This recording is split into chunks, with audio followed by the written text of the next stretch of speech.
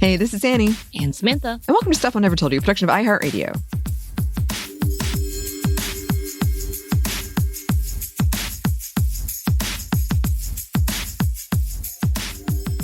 And today we are once again so happy to be joined by friend of the show, friend in real life, Joey. Welcome, Joey. Hello. Thanks for having me. For once, not talking about Star Wars or Marvel or anything. I have a feeling somebody's going to sneak it in, so don't say that too loudly. Honestly, I do have a small tangent about. We'll get to that. But yeah, reporting live from Zohran Mamdani's New York City. There's hammer and sickle flags raised everywhere, rioting in the street. I knew it. Just it's been crazy time to be alive. Crazy time to be alive.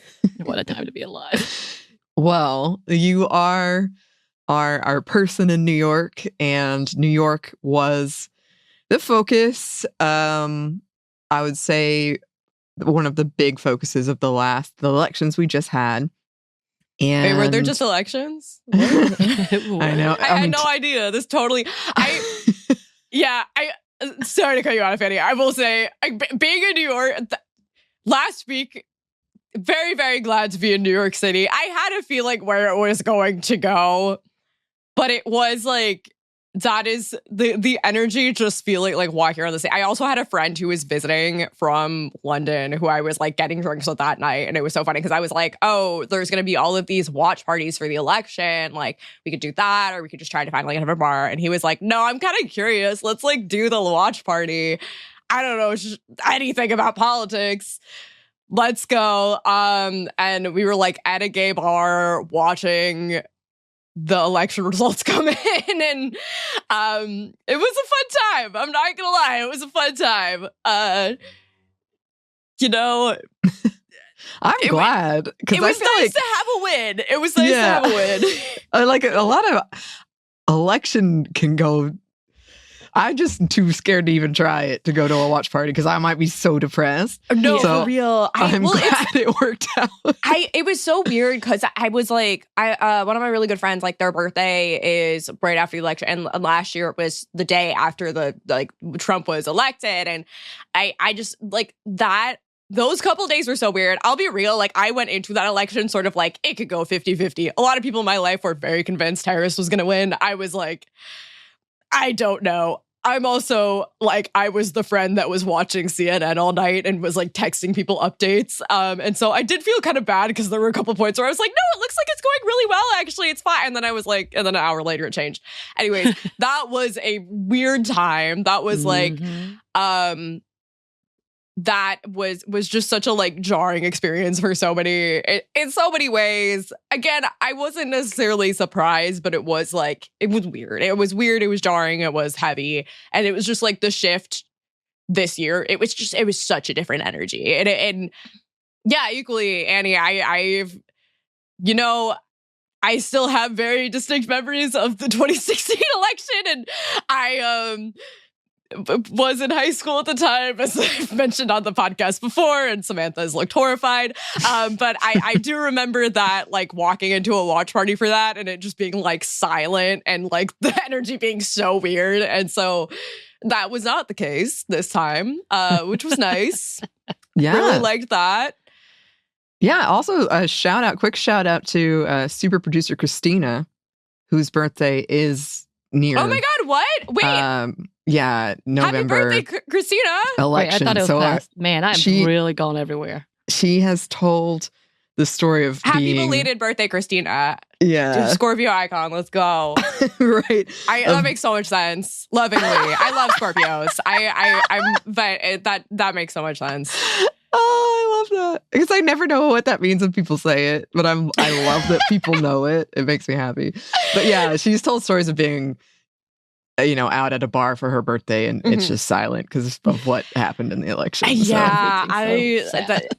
I cannot imagine. I do have a really good friend whose birthday is January 6th, and that one's a really funny one because as soon as she told me, I was like, well, I'm never going to forget your birthday now. It's so easy. Like, imprinted. You know, so many fun dates. I got a pretty my birthday date. It was nothing. The one thing that this year it was normal, but the year before it was the weekend that Biden dropped out of the election and they announced that Harris was going to run, and it like literally I saw a tweet that was somebody being like, "Wow, this is really taking the attention away from me for my birthday," and I was like, that was how I felt. Like I was like, this is great. I you know, had not felt super great about Biden running either. However, it's my birthday. It's supposed to be about me. Why are we talking about this other Joe? Like, what's going on? But yeah, no. Anyways, I do recommend watching election coverage, though. And you know, again, you never know. It could go very different ways. But watching a election that went well with somebody who's not from the U.S., that was just sort of like, literally there was a point they were showing one of the maps and he was like, red's bad, right? Like, that's that. It's like, I have to do it with the animal sometimes. I'm like, wait, which was it? Wait, donkey. Elephant. I also love how like suddenly we all know about one county that never heard of before. Right. All of a sudden, Iowa becomes important. Browns County, yeah. What are they gonna do? Like I have spent too much time thinking about Pennsylvania. No hate to the people of Pennsylvania. A lot of things. But geography becomes somewhat important. I don't know. But yes, I guess up top, couple things. First of all, I just want to make a quick content warning. I am going to talk a little bit about sexual assault, like sexual harassment. You know, famously, Andrew Cuomo was running against Zohran Mamdani for this election, who, again, famous for being a sexual predator. So that is going to come up. We're going to talk a little bit about the Me Too movement and kind of the long-term kind of effects of that and conversations that are still happening. Not going to get super explicit, but of course, take care while listening. Also going to get a little bit into Islamophobia and some of the Islamophobic rhetoric that had been going around. Same with, you know, just any sort of, we're going to talk about transphobic rhetoric, all this stuff. Take care while listening. Not going to get super explicit. I'm not going to quote anything anyone was saying, or try not to as much as possible, because I don't want to give a platform to those things. I'm sure we all know what is being said right now. And then my other warning at the top, every time I talk about electoral politics, especially when it comes to progressive wins, I have to do my laundry list of disclaimer points. One, yes, electoral politics is not the end-all be-all of political activism or change or hope for the future or whatever. I am aware of this. However, it is, point number two, it is an aspect of political change. It is like,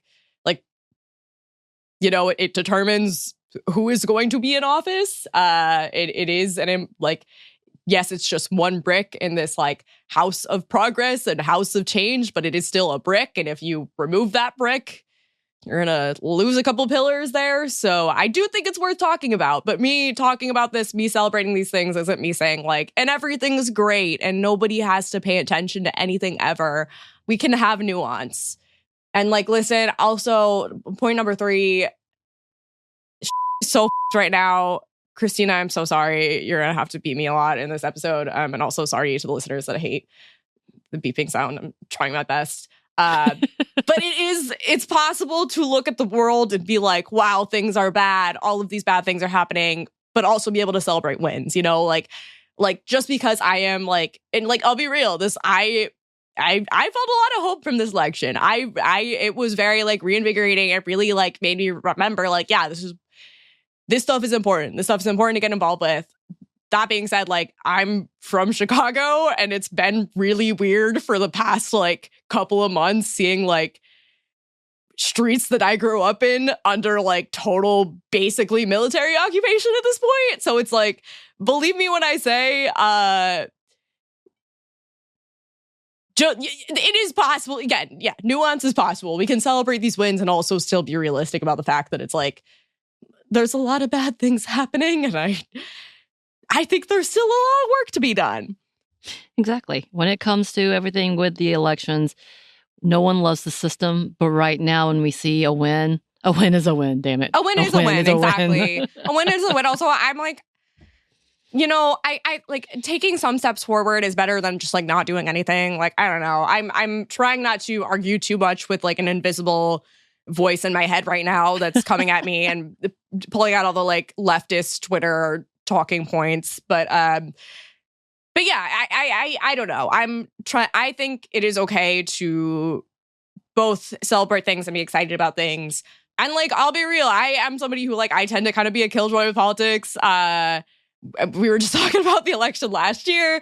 Again, I was kind of the friend being like, I don't know, guys. I feel like this could go really bad. And you know what? I was right. But wasn't happy that I was right, but I was right. Right. But and like, on this note too, I mean, like something we're seeing right now, whenever there's like a politician that's like very charismatic and is like, got this sort of support, which I think is good. I think we do need that, but also it's like, I don't think we should be like standing politicians. I hate it when people make like merch of like all the like Ruth Bader Ginsburg merch or like AOC or Bernie or whatever. Like I'm like, that's their job is to serve the people. I don't know. That feels weird to me. I don't know. Again, there's room for nuance. I could still be excited about this. I think it is exciting to see like a politician who is this good of a speaker and this good at like bringing people together and talking to multiple different issues and like really creating a coalition. I mean, like, listen, the Democrats have like loved to talk a lot of big talk about coalition building and about bringing people in.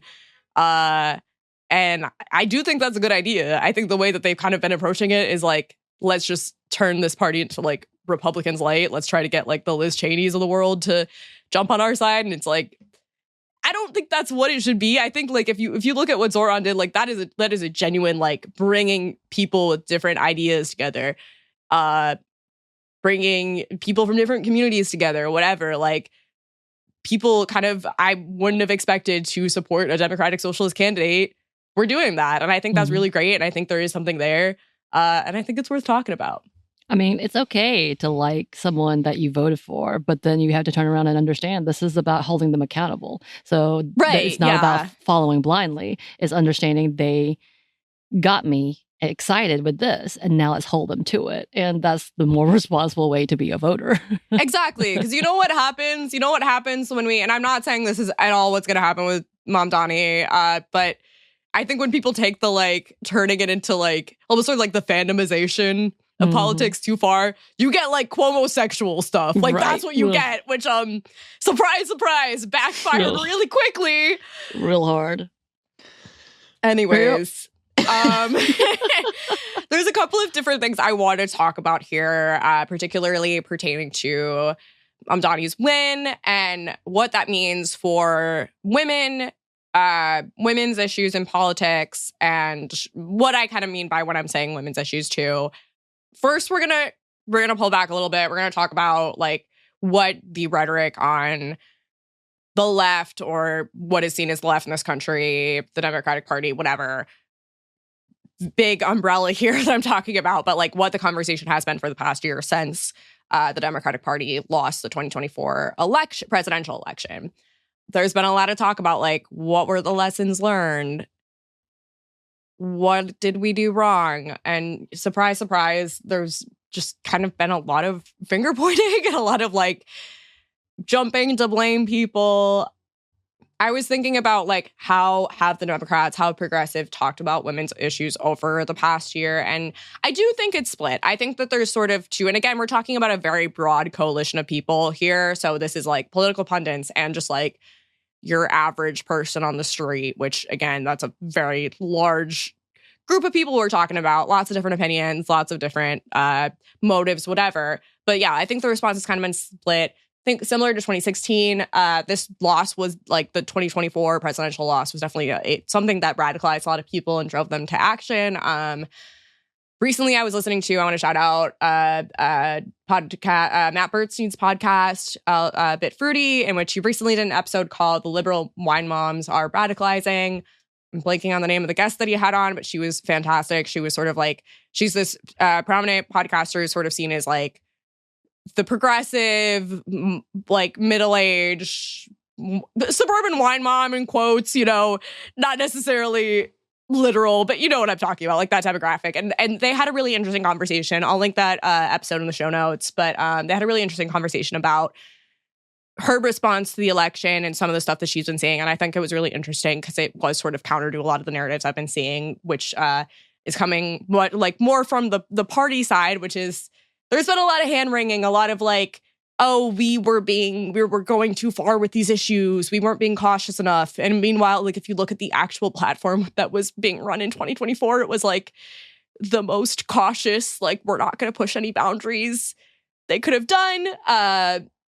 There's been a lot of like, oh, the thing that didn't work for us was like the they thems or Kamala for they them or whatever.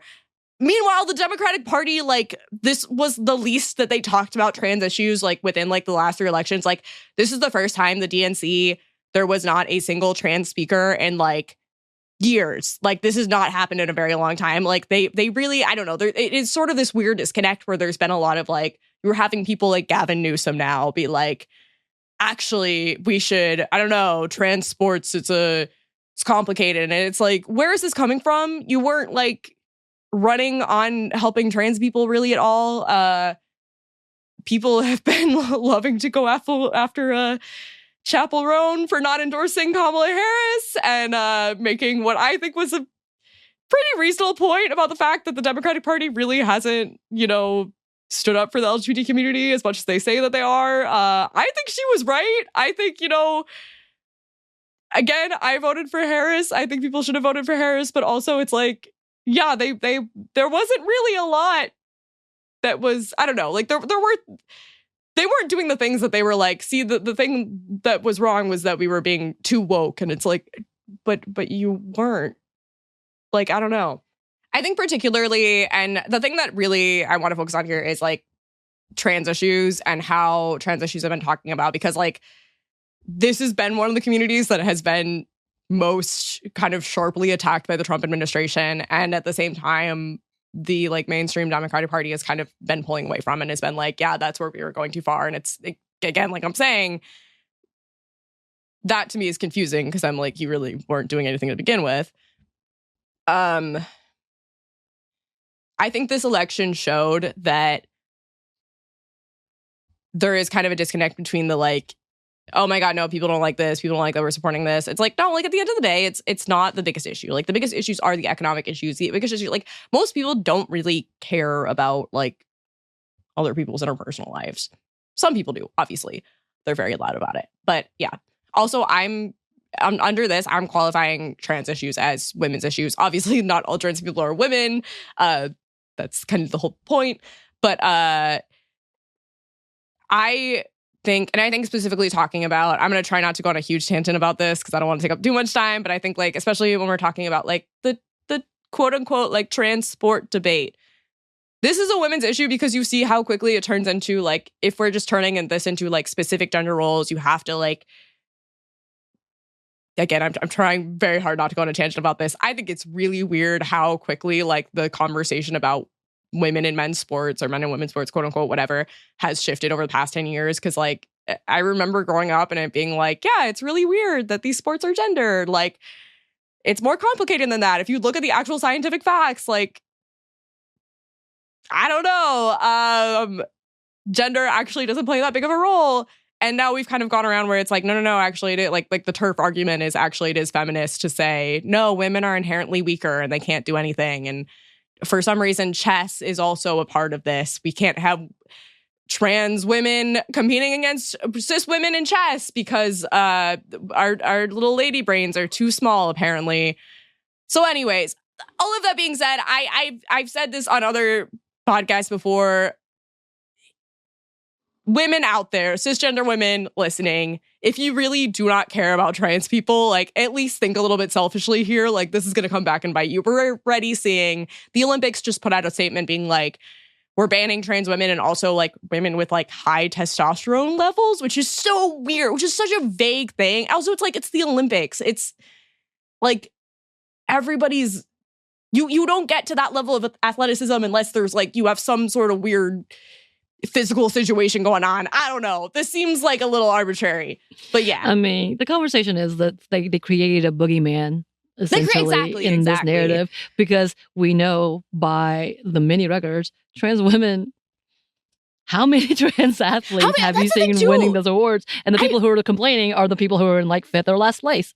Like Riley Gaines won like 5th place or whatever. Like, who cares? Also, like if you look at the actual science, there's actually a lot of evidence. It's like HRT is like you're kind of at a disadvantage if you're taking HRT because of the way that it affects your body. Like, it is sort of like, hey, like not only have we created this boogeyman, we're like literally, it's not based in any. All of the science they're touting is not real. Anyways. Right. As well as the fact that it's almost given like an opportunity for really pervy white men to be able to check on women. Because, just like needing to check genders and bathroom usage. You're like, this has almost become a ploy that you're trying to use against women to be like, we need to protect our people. We need to protect the young children here. And they're like, but you're using this in order to physically violate children. I'm confused. Yeah, congratulations. Like, there's so much to this narrative. A big theme of this episode, as we'll get into with talking about some of the stuff with the Cuomo campaign specifically, is we have gotten to the point where, like protecting women, quote unquote, doesn't mean anything. Apparently that means assaulting women. Shocking. Who would have thought? Mm-hmm.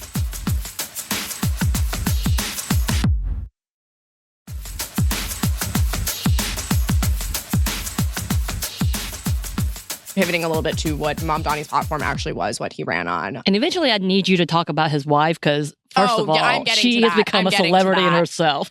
Don't worry. You know what? I was just talking about how I don't think we should stand politicians, but I am a Rama stan. Let's go. She's not a politician. She's not a politician. She's a politician's wife. You know what? It's her art is really cool, by the way. I totally recommend checking it out. Anyway, keep going. But talking a little bit about Mamdani's platform that he ran on, I went sort of back and forth about how I wanted to break this down because on the one hand, I could just, I focus on like quote unquote women's issues, what's traditionally categorized as women's issues, like access to abortion and health and childcare, and like domestic violence resources, stuff like that. But I don't think that really gets the whole picture. Really crazy idea I'm about to throw out here. Nobody's ever said this before. But I think that all systems of injustice, they're connected. Crazy. Nobody's ever said that before, again. But in this sense, economic issues are women's issues. A, because women are like participate and are affected by the economy, whether you want to be or not. And then B, being a woman or being, assigned female at birth or whatever, that means you are more likely to experience poverty across the board, especially elderly women, single moms, and trans women. And so I think, again, if these are issues that are going to disproportionately affect women, in a sense, they are women's issues, right. Even though they don't just affect feminism. Women. The need for feminism, and why we say when we need feminism is not just about women. What? Blowing my mind right here. I gotta look into this whole feminism thing you're talking about. But yeah, so Zohran Mamdani ran on this idea of making New York City more affordable. If you go to his campaign's platform page, literally the first line is, quote, "New York is too expensive. Zohran will lower costs and make your life easier."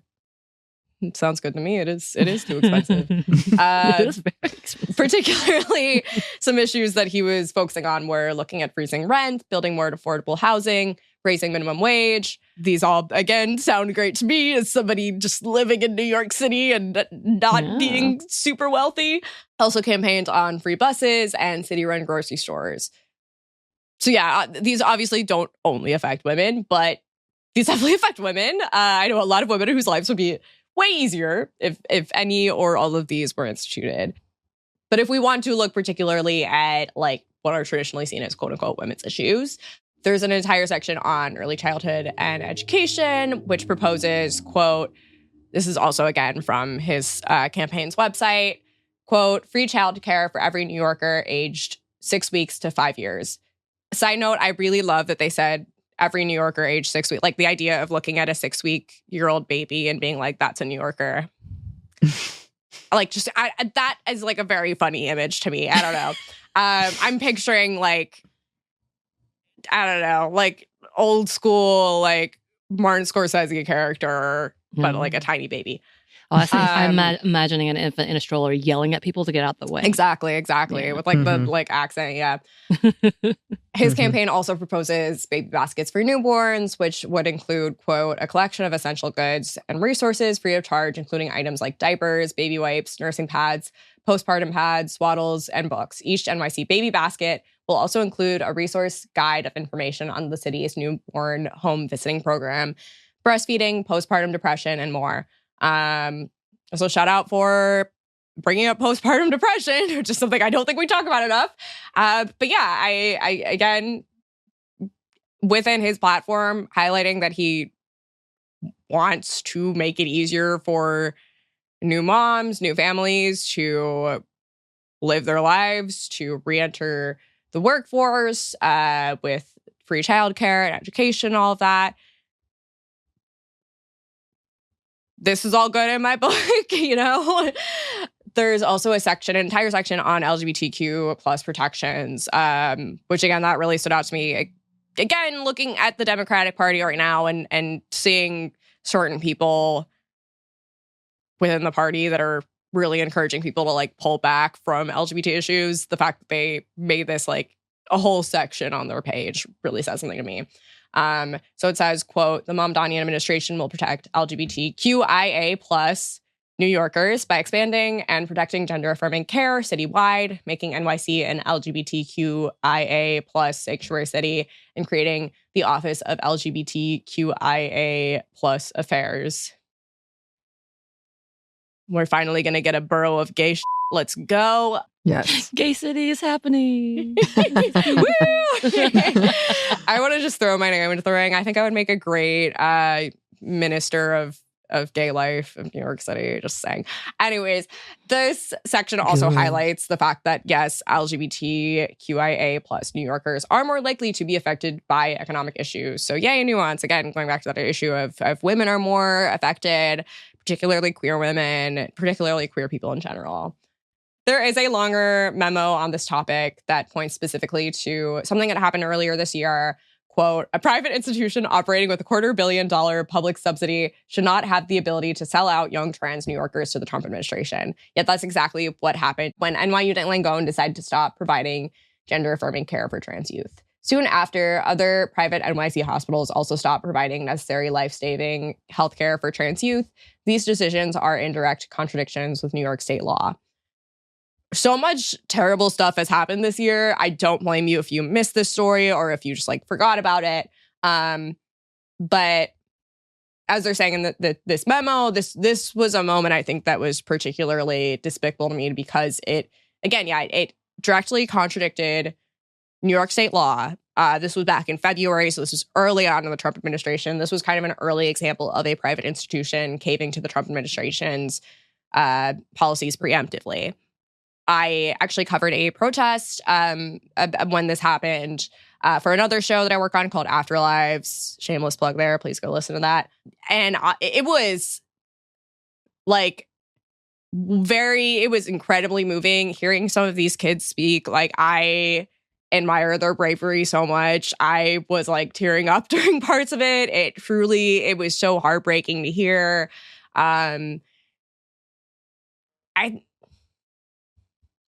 This was like one of those moments where I think like you're seeing in front of you like the people that are literally affected by it. And a lot of times it's kids, and it's like that they shouldn't be having to shoulder this. Yeah, it's messed up. It is messed up that they are suffering because these institutions are just sort of preemptively caving to Trump. So I think seeing that particularly was getting called out in this memo, that was a good sign to me. I think that is something that it is like, this is an issue he's taking seriously. He is really committed to protecting gender-affirming care, combating some of these very vague executive orders and court rulings and whatever from the Trump administration, and saying like, no, New York is a sanctuary. New York is a very gay city. New York is a very queer city. Stonewall happened here. Like, we're not letting go of that. So yeah, all of those issues combined, I would say I'm looking at this and my brain is like, sounds like this is a pretty feminist candidate. Sounds like he treats women and queer people and people that aren't cisgender and everybody in between and whatever. It seems like he respects them as human beings. Like to see that from a candidate. Kind of hard to find these days. But that brings me to a question, which I brought this up before we started recording, which I'm kind of curious to hear your thoughts on.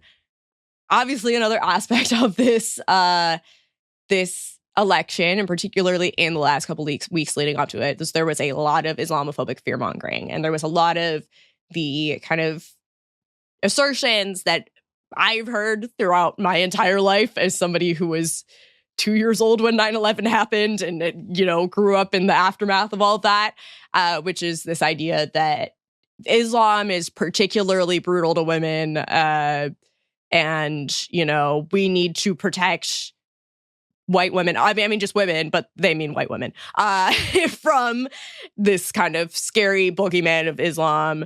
There was a lot of fear-mongering about, like, he's going to instate Sharia law. I have seen the, like, Shakira law meme going around so many times with just people putting the gif of Shakira dancing, and I do love that. But yeah, like they're which again, shocking that the right is contradicting itself. This is also them. They're saying like Sharia law, and then they're also like, and he's a far left radical, and he's gonna bring Stalinism, Maoism, evil, godless commie. Like what are you? Anyways, they don't need it to make sense. But my question is, does this sort of fear-mongering strategy, does it still work? Does this fear-mongering on Islam still work in 2025? I would say yes and no. I think, again, we're also looking at New York City. We're not looking at the whole country, so it is a different story. But I was curious as to, I guess, from two non-New Yorkers, what were your thoughts on this, Anney and Samantha? I'm not going to lie, because I didn't know. I knew he was not white. That part was obvious. I didn't know much about his background. I just saw political takes and how much white people really didn't like him.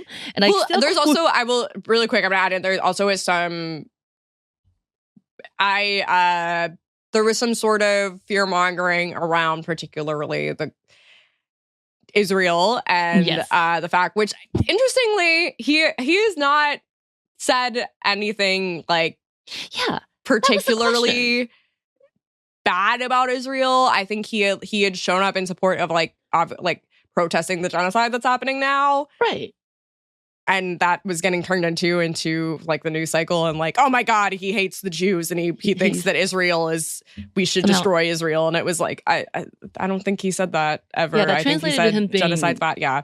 Anti-Semitic, and somehow also translated into like, does he have funds that is going to places? I don't understand his threat in that specific conversation, other than influence, I guess, because there the was Deborah a really Messing funny thing was really interesting. Yeah, there was a really funny moment. Out.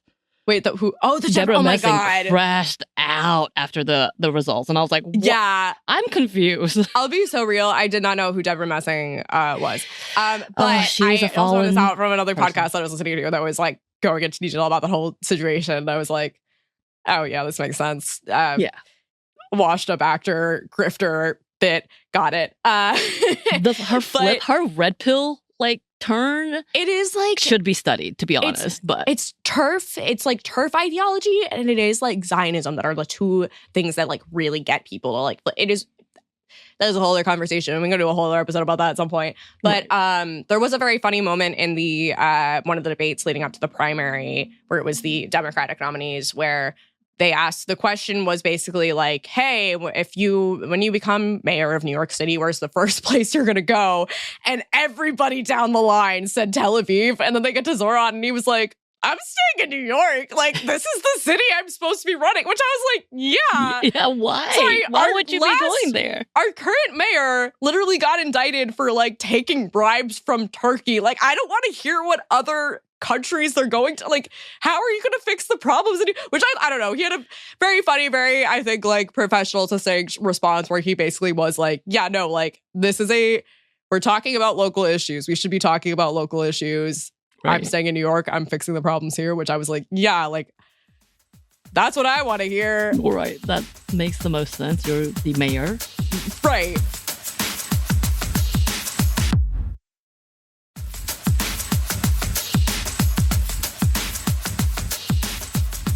I felt like this election specifically was going to be a litmus test to a lot in the country. Like whether or not I understood everything about him. Like I said, I thought he was from an Indian background and his family, his lineage is, but then he's from his... He was born in Uganda. He's from he Uganda. has dual He was born in citizenship with Uganda. Uganda. So like all of those things are separate in these conversations. So I was kind of just confused about this fear-mongering about that specifically. I'm like, is this because he's brown?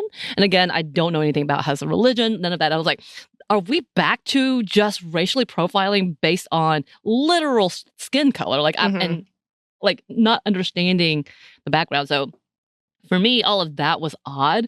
But watching this election, knowing that this would be a catalyst to what is happening around the country, because it's kind of like New York City may be the more extreme, but it needs to be the more extreme so we can have change everywhere else where we'll have a middle ground. Absolutely. And so that middle ground comes from what does the extremists areas have.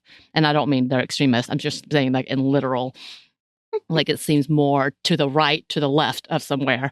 To Deborah Messing, extremist. So like, exactly. So like in that level, like what does this look like for the rest of the country? If we see this as a people group, we know that there is hope in seeing that local elections are so important that it does once again help to kind of predict what is the next leading. So that's how I saw it. Anney, I don't, what are your thoughts? Okay, so and not the Islam part. I don't think I answered that part. I'll actually interject really quick. I think to what you were saying, something I think was really interesting was like there was kind of the underlying Islamophobia. There was, and like you said, this was an election in New York City. It's the biggest city in the United States. It is a local election, but also it is kind of a litmus test for the Democratic Party. It does sort of like set the tone for what the Democratic Party is going to be. When we saw the primary, there was a lot of chatter from, within the Democratic Party of like, oh my God, whoa, what does this mean? We're going to actually have to adjust our platform to issues that people care about. What? But there was some early Islamophobia, obviously from like the right and from Trump that was very loud because everybody was paying attention to this election. At the same time, I think like looking particularly at the month leading up to the election, the Cuomo campaign like doubled down on that as well. Like it was sort of like a Hail Mary. Like he released some really terrible statements being like, oh yeah, he would like cheer on another 9/11 if it happened. Like terrible, insane thing to say. Yeah, like there was a point where you could tell like the Cuomo campaign was sort of like, you know what? Final hour, let's see if this works. And it didn't. It didn't. I think that is worth looking at. But it still was a tactic they tried. So it is sort of like, yeah, again, it's on the one hand, it is like we still, it's shocking that America is still racist. Who would have thought? But also, I think there is a question of like, it's not going to be as effective as it was. I think that there is like more pushback to that. That feels good to me. That feels like we're headed in a good direction. But yes, okay. So related, I knew what was going on in the New York election, but I only kind of knew the basics. And then SNL did a sketch on it, and I was reading the comments, and I was like, "Oh, New Yorkers, you guys are so funny." You're so, but I would say that in